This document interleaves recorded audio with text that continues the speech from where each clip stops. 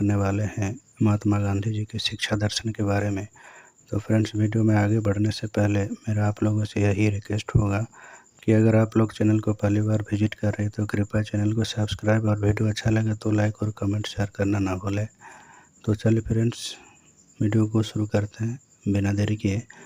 Friends, Mahatma Gandhi का जीवन और उनके विचार केवल राजनीतिक नहीं बल्कि शैक्षिक दृष्टिकोण से भी प्रेरणादायक रहे हैं। उनका शैक्षिक सफ़र न केवल उनके व्यक्तिगत विकास का प्रतीक है बल्कि यह उनके आदर्शों और सिद्धांतों का भी आकार देने में महत्वपूर्ण भूमिका निभाता है। गांधी जी ने अपनी शिक्षा के दौरान अनेकों चुनौतियों का सामना किया, लेकिन सब मुश्किलों को पार कर वह लक्ष्यों को पूरा करने में कामयाब रहे और विश्व भर में विभिन्न लोगों को इसके लिए प्रेरित भी किया। महात्मा गांधी की प्रारंभिक शिक्षा का सफ़र उनकी जीवन यात्रा का एक महत्वपूर्ण हिस्सा था। उनका जन्म 2 अक्टूबर 1869 को पोरबंदर, गुजरात में हुआ था। उनके पिता करमचंद गांधी पोरबंदर के दीवान थे और माता पुतलीबाई एक धार्मिक महिला थी। उन्होंने अपनी प्रारंभिक शिक्षा पोरबंदर के स्थानीय विद्यालय में ही प्राप्त की, जहां उन्होंने गुजराती, संस्कृत और गणित जैसे विषयों का अध्ययन किया। उसके बाद गांधी जी राजकोट, जो भारत के पश्चिमी भाग में स्थित शहर, चले गए, क्योंकि उनके पिता की नई नौकरी की वजह से उनका यह कदम जरूरी था। उन्होंने 11 साल की उम्र में अल्फ्रेड हाई स्कूल में दाखिला लिया था। प्रारंभिक विद्यालय की तुलना में हाई स्कूल में उनकी पढ़ाई में काफ़ी सुधार हुआ था। गांधी जी, जो कि औसत छात्र थे और वे अंग्रेजी समेत विभिन्न विषयों में एक अच्छे छात्र के रूप में पहचाने जा सकते थे।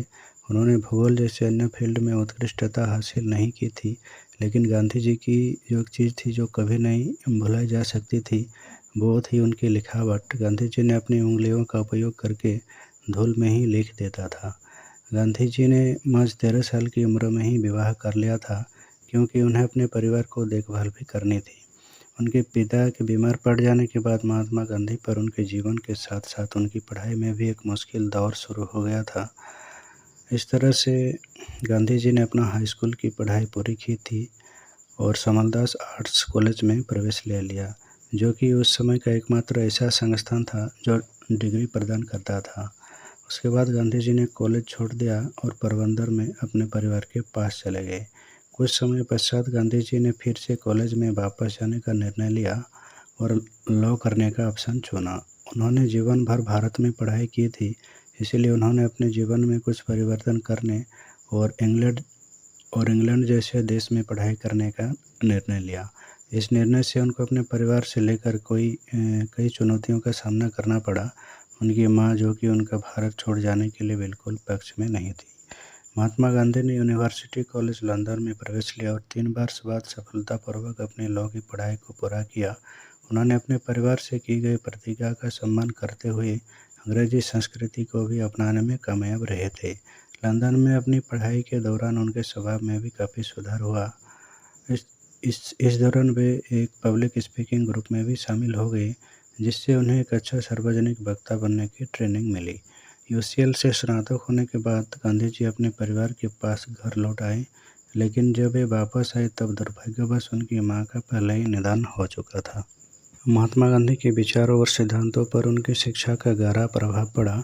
उनकी प्रारंभिक शिक्षा ने उन्हें सत्य और अहिंसा के महत्व को समझाने में मदद की, जिससे उन्होंने अपने जीवन में इन्हें अपने आंदोलन का मूल मंत्र बनाया।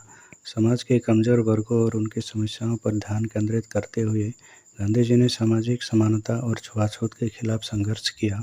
उनकी शिक्षा ने उन्हें आत्मनिर्भरता का महत्व सिखाया, जिसके तहत उन्होंने खादी और स्वदेशी उत्पादों के उपयोग को बढ़ावा दिया। उन्होंने शिक्षा के चरित्र के निर्माण के साधन के रूप में देखा, जिससे युवा पीढ़ी आत्मसम्मान और नैतिकता की भावना विकसित हो सके। गांधी जी ने अहिंसात्मक प्रतिरोध के सिद्धांतों का पालन किया और सत्याग्रह के माध्यम से असहमति व्यक्त करने के तरीकों का विकास किया। उनके अध्ययन ने उन्हें भारतीय संस्कृति और विविधता के महत्व को एहसास कराया और उन्हें वैश्विक दृष्टिकोण अपनाया, जिसमें मानवता के लिए सभी लोगों के अधिकारों की रक्षा का महत्व था।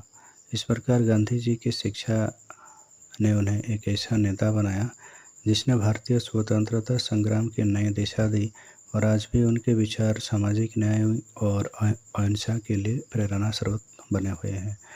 तो फ्रेंड्स, आज के वीडियो में बस इतना ही। मिलते हैं किसी नेक्स्ट वीडियो में, तब तक के लिए जय हिंद, वंदे मातरम।